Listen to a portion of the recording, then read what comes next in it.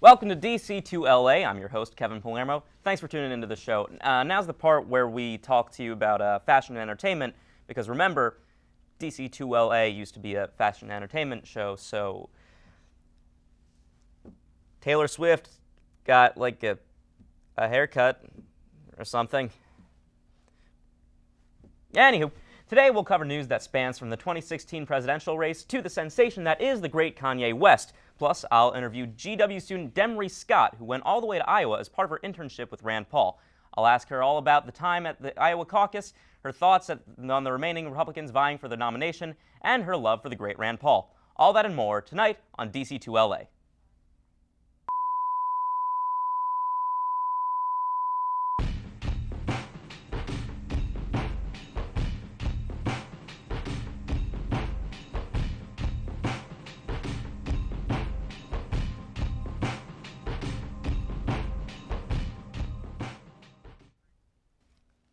Earlier this week in Argentina, a group of beachgoers took a baby dolphin out of the ocean so that everyone could get a selfie.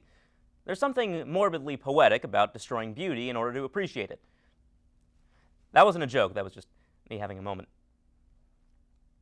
The Art Institute of Chicago has recreated Van Gogh's famous painting for an exhibit, and it is for rent on Airbnb, because nothing says art like ripping something off and then monetizing it. Like, a talk show format or something. A woman from Portland, Oregon, sued the United States for $666 billion over, quote, works of the devil, because apparently the devil himself has been binging on Portlandia. President Obama announced that he is soon going to have the first state visit to Cuba since closing off the country during the Cold War. He hopes to complete a prisoner swap, exchanging key Cuban dissidents for Ted Cruz and Marco Rubio. In Colorado Springs, 4 dogs accidentally burned down a mobile home last week by trying to sneak a box of pizza and wings off a gas stove. With the fire costing about $26,000 in damages, I bet everyone's wondering, who let the dogs out? Who? No, really, who leaves dogs out in front of a sitting flame while no one's home? If you need another reason not to join ISIS, recent budget cuts have caused the terrorist organization to slash salaries, cut bonuses, and most importantly, take away free Snickers bars that were previously handed out to fighters. How can ISIS go on without their Snickers bars? Seriously, you're not you when you're hungry. The Canadian island of Cape Breton is offering Americans asylum should Donald Trump win the presidency. If that is indeed the case, hopefully, Trump doesn't have plans for a wall on the northern border, too. As the Pope toured the Americas, he told Mexican youth that, quote, Jesus does not want you to be hitmen. With spring break around the corner and my trip to Mexico booked, I wouldn't want you to be a hitman either. Now, we have an important segment from GW DC2LA superfan Tiffany Moneybags. Tiffany? Hey Calvin, it's me, Tiffany. How are you? I'm great, and I just want to announce that I'm running for SA. I know what you're thinking. She's just a freshman. What experience does she have? She's majoring in fashion communications? How could you manage being SA president with such a heavy workload? But I have one thing to say. Just don't worry about it. What am I running for? I'm running for president. Here's my platform. I want to raise tuition. And you know what? Let's just get a little more construction going around here. I was thinking maybe something on COVID. I don't know. What do you guys think?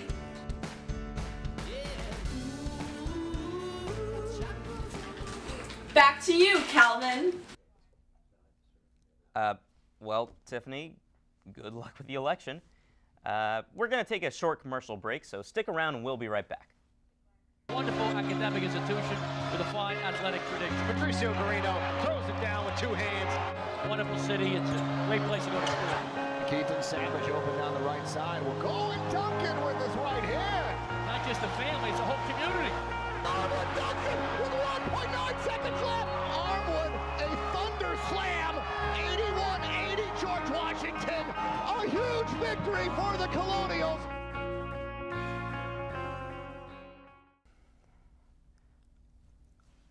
Welcome back to DC2LA. Over the commercial break, I just got word that Justice Antonin Scalia has died. Even worse, he's been dead for like a week. This is honestly kind of a lot to process. Excuse me.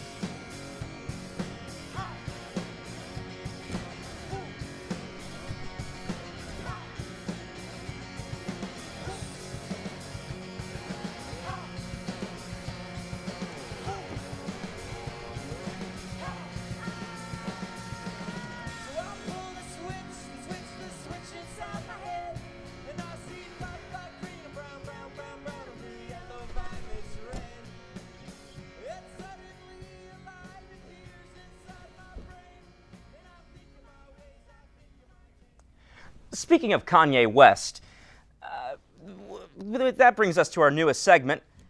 Can you defend Kanye?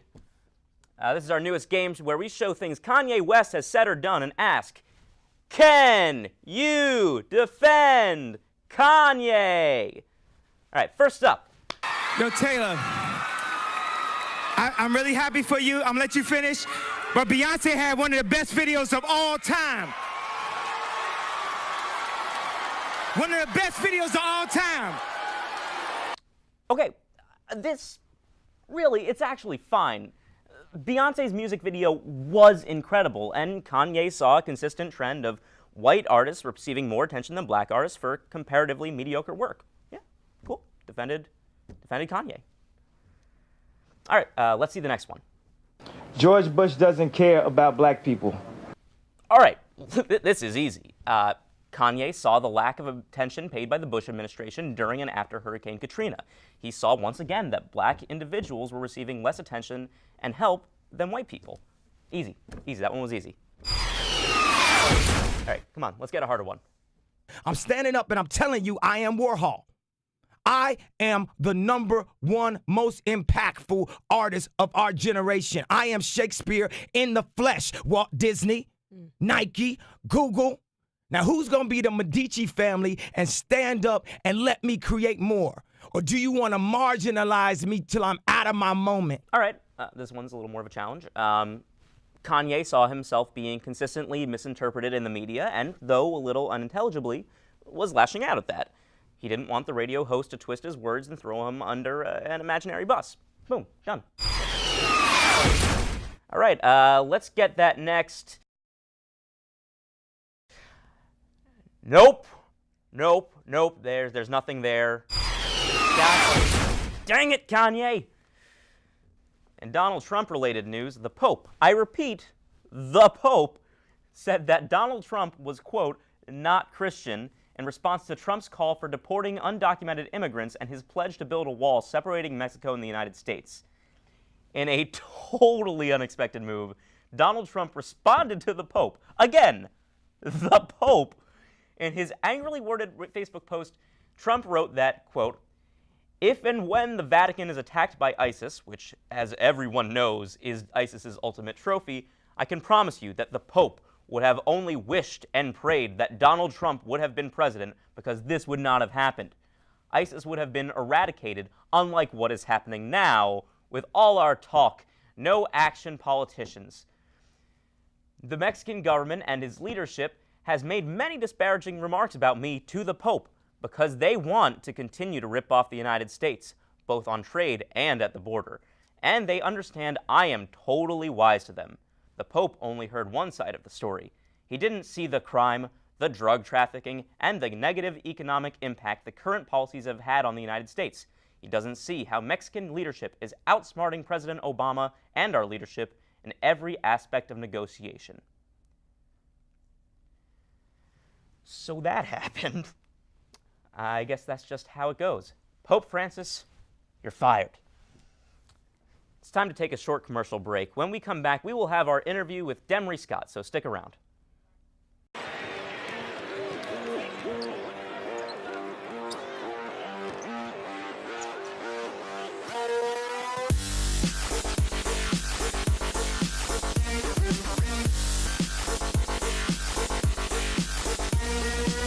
buzz started for me out on the line outside of the Barclays Center. You know, a lot of GW alumni filtering in.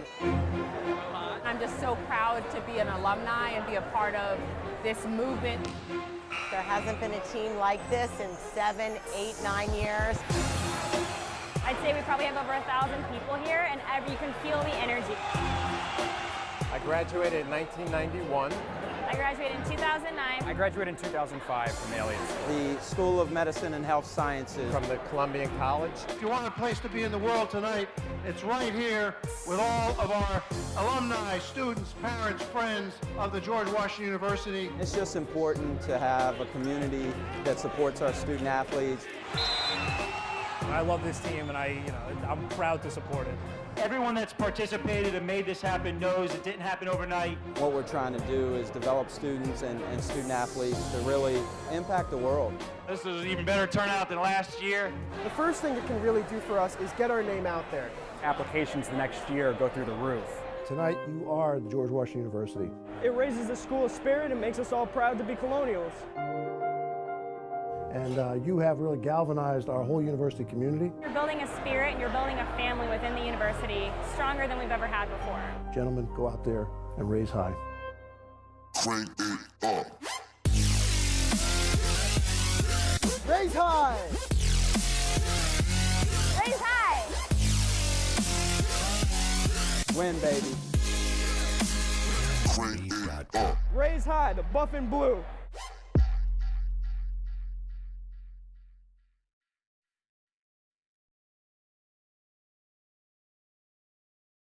Thanks for tuning back into DC2LA. With me now is GW sophomore Demry Scott. So Demry, thanks for being with us. Yeah, of course. Glad to be here. Yeah, let's start with kind of the general interest stuff for GW students. You worked for Senator Rand Paul. How did you get your internship there?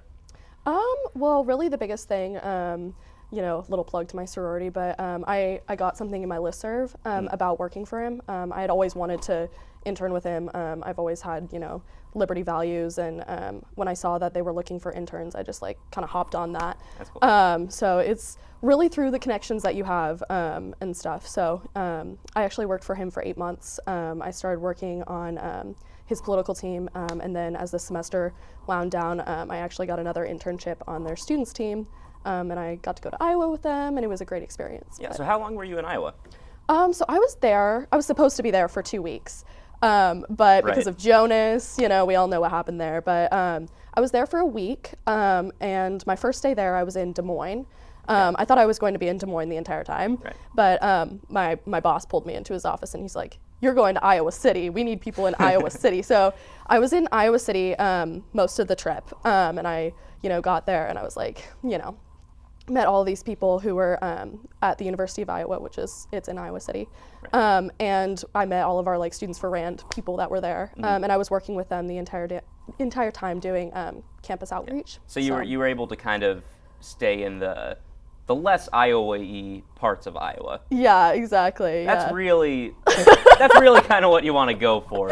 Yeah. I've never even been to Iowa. I'm just assuming. Yeah, it's a lot of taco pizza. That's all I gotta say. Right. Yeah. I mean, you're completely free to bash Iowa now.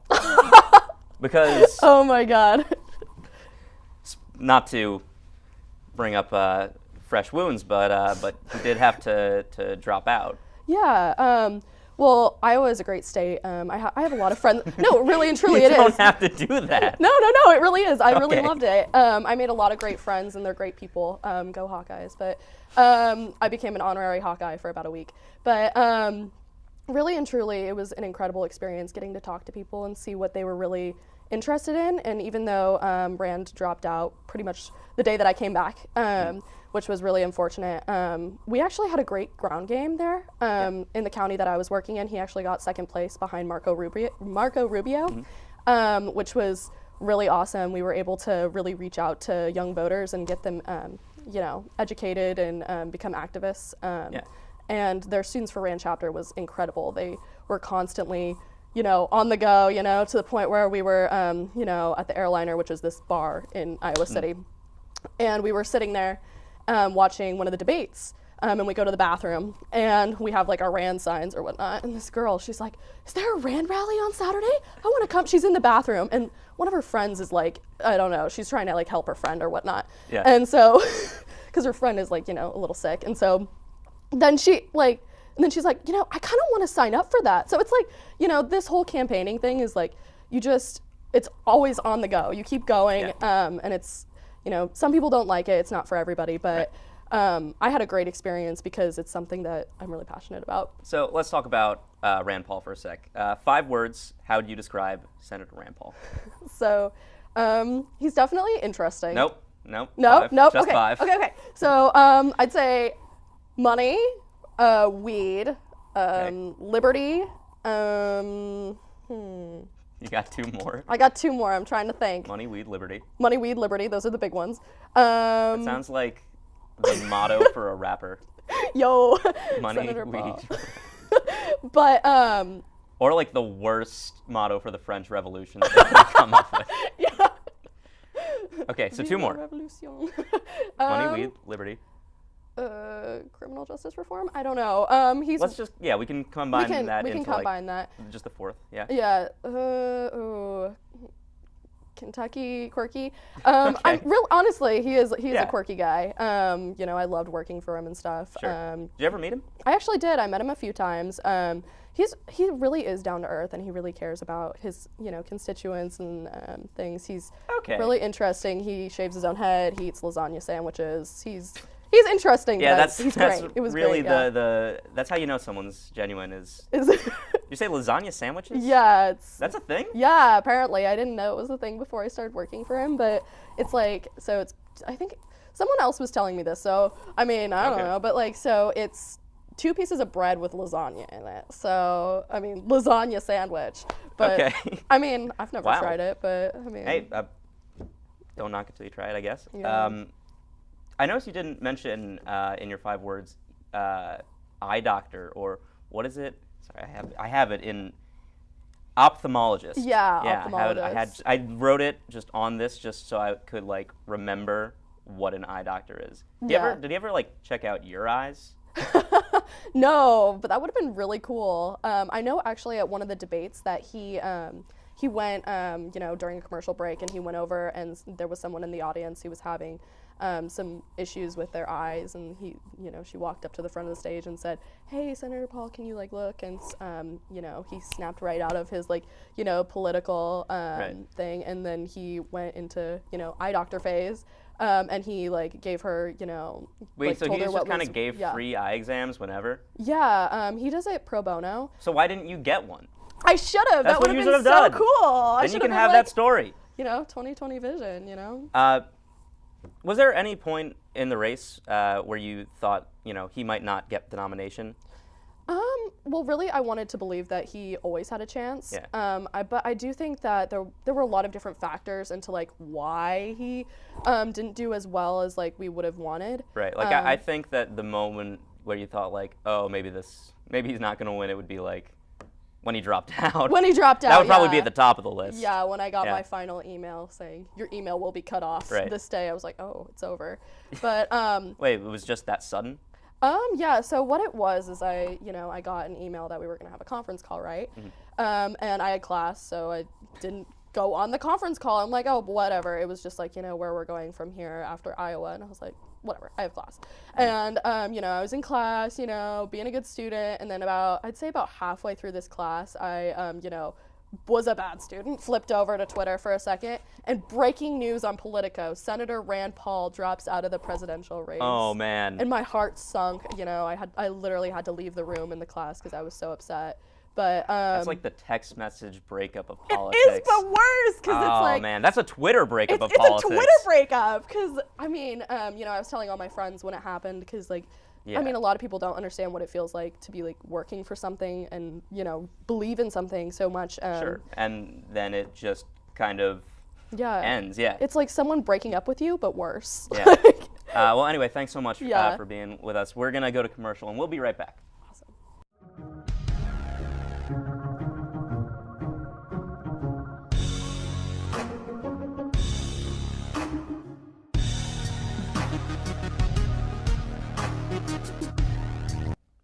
Welcome back to DC2LA. I hate to say it, but midterms are just around the corner. By the time this thing airs, I'll probably have suffered through one myself. With us now is Quinn Warner, who has all the inside scoop on midterm season. Midterms, the most stressful time of the year for the human student. During this short 1 to 2 to 3 week period, the student reaches its most belligerent. In order to fully understand the behavior of these students in their natural habitat, I traveled to the most dangerous place to be this time of year, Gelman Library. Let's see what we can find. Like a watering hole of knowledge, students gather at Gelman. They are angry, stressed out, and uncooperative. I knew I needed to check out what they were up to. As I walked through the maze-like structure, I was on the highest alert. Any small noise could make these students attack. At first there was nothing, just books and books. But then, there! Students! I kept moving, hoping not to arouse any ire. I took a look at what the students were consuming. It was all books about Abraham Lincoln. I still have no idea why. At last, I found a student alone in its own area. Whether this one was sick or simply driven out of the herd by other alpha males, I don't know. Cautiously, I entered his dwelling. He was studying hard, with a look of midterm stress on his face. I knew subtlety would be the only option in this environment. I saw that the student was studying philosophy. I didn't want to get too close, but I approached him slowly, carefully, and with utmost respect. At first, he seemed to notice me, but luckily did not attack, thank God. Against my better judgment, in the name of science, I decided to move in closer. I wanted to see what the student would do if provoked. What a mistake I made.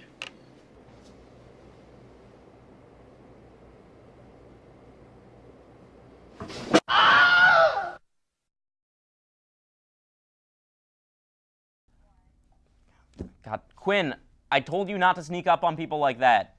It's wrong. Anyways, that's our show. But before we go, I'd like to take a moment to reflect on those he lost in the race to the White House.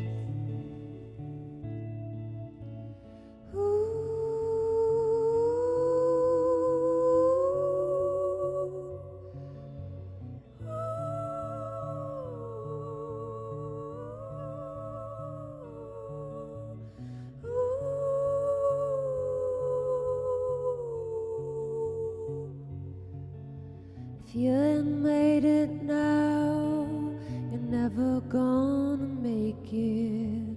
17 people in the dark tonight. You see some familiar faces behind the cellular light.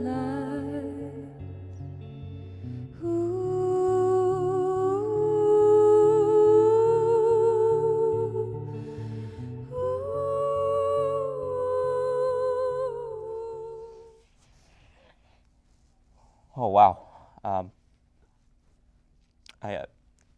Sorry, I didn't think I'd get so choked up about Carly Fiorina, but man, she just,